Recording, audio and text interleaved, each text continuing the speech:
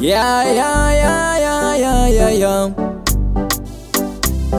Boss Shumba, chile. Kandakaramba kugara life ine pressure. Life yekuzviti ndinogona ndiri shasha. Life yekuzviti ndine mari ndiri ngesha. Maya no.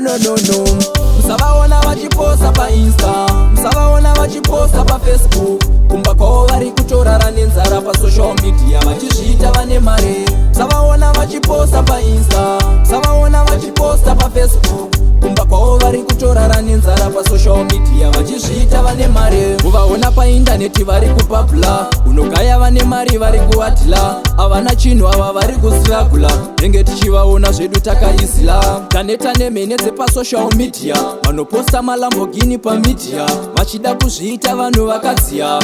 Mirai kusimbisana pachimafia.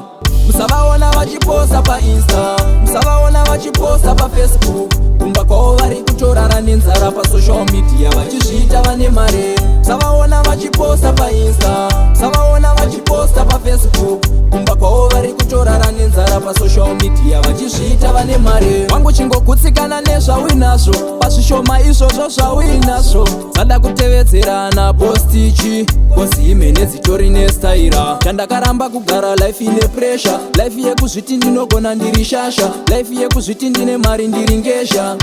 Maya no. Musavaona vachiposta pa Insta, musavaona vachiposta pa Facebook. Kumba kwavo vari kutorara nenzara pa social media vachizviita vane mari. Musavaona vachiposta pa Insta, musavaona vachiposta pa Facebook. Kumba kwavo vari kutorara nenzara pa social media vachizviita vane mari. Uvaona pa internet vari kupapula, unogaya vane mari vari kuwatila. Avana chinhu ava vari kustragula, nenge tichivaona zvedu takaisila. Taneta nemhene dzepa social media vanoposta malambogini pa media vachida kuzviita vanhu vakadziya. Mirai kusimbisana pachimafia.